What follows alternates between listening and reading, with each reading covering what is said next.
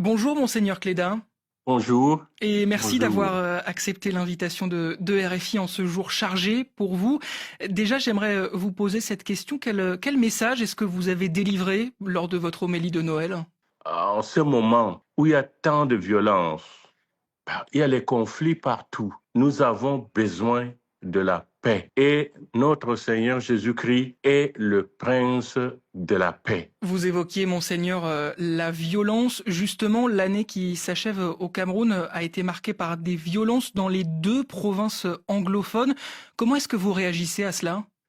Évidemment, nous, du côté de l'Église, nous avons toujours prié pour cela et nous avons toujours appelé nos dirigeants à tout faire en vue de trouver une solution pacifique. Parce que sans cette solution pacifique, la violence continuera toujours. Comment, selon vous, on pourrait mettre fin aux violences? Je crois que la première chose, c'est accepter de s'écouter. Quand il y a un conflit quelque part entre des groupes humains, la première voie pour moi à choisir, c'est de s'asseoir autour d'une table ou sous un arbre pour pouvoir parler, pour parvenir à se comprendre. Et cela demande de la part de chacun beaucoup de modestie. Qu'on ait le pouvoir ou les autres qui n'ont pas le pouvoir, on doit avoir la modestie pour dire assoyons-nous, nous sommes deux frères, nous pouvons parler, nous pouvons dialoguer et nous pouvons parvenir à un accord. On se tourne, si vous voulez bien, Monseigneur Cléda, vers l'année prochaine. L'élection présidentielle est prévue en octobre. Quel est votre souhait le plus cher pour ce scrutin? Les gens s'inquiètent. Mais ce que je veux pour mon pays, une transition pacifique.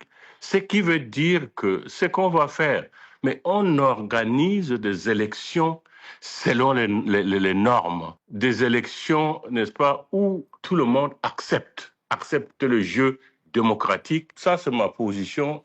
Si c'est lui qui gagne une élection de manière juste, mais c'est celui-là qui doit gouverner. Et c'est cela que je souhaite pour mon pays. Vous parliez d'inquiétudes, des inquiétudes, il y en a, notamment au sujet de la santé de Paul Biya.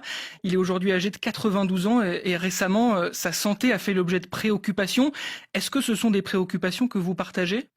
Mais moi, je crois nous sommes des êtres humains. À un moment donné, nous quittons ce monde. Nous ne pouvons pas faire des miracles. Et voilà pourquoi je parle de la transition, n'est-ce pas? Que tout se passe bien et que maintenant, il y a des élections, mais qu'on se prépare, qu'on n'attende pas là, qu'on soit surpris par quelque chose. Il y a justement, Monseigneur Cléda, des hiérarques du parti de Paul Biya, le RDPC, qui l'appellent depuis des mois à se représenter pour cette élection présidentielle prévue en octobre 2025.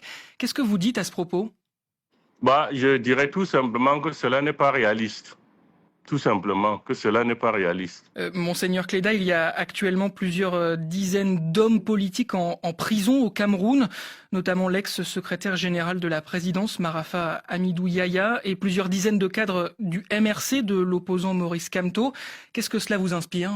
Non, mais je crois que cela crée beaucoup de souffrance. Parce que si on voit s'ils ont été mis en prison pour des raisons, je ne sais pas pour quelles des raisons politiques, donc on ne peut pas mettre en prison quelqu'un pour ses opinions. Si nous sommes en démocratie, chacun a le droit de s'exprimer. J'aimerais évoquer avec vous la disparition suspecte il y a 7 ans de Monseigneur Benoît Bala, dont le corps sans vie avait été repêché dans les eaux d'un fleuve près de la ville de Bafia. Est-ce qu'aujourd'hui l'Église en sait plus sur les circonstances de sa mort? Absolument rien. Personne ne nous a rien dit. Évidemment, au niveau de la conférence, nous, les évêques, nous avions porté plainte contre l'inconnu, puisqu'on ne connaît pas les assassins.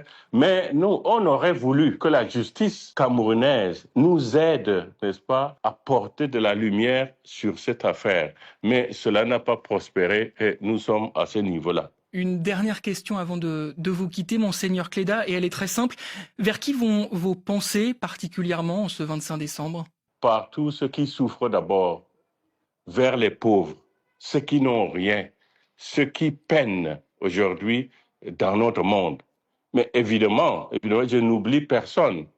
Mais ceux qui croient que la paix est possible, que une vie harmonieuse dans un pays est possible, je pense à tout cela et je prie pour que, n'est-ce pas, partout, qu'il y ait la paix partout. Et le message est Oui. passé. Merci beaucoup, Monseigneur Cléda, d'avoir accepté l'invitation de RFI. Merci.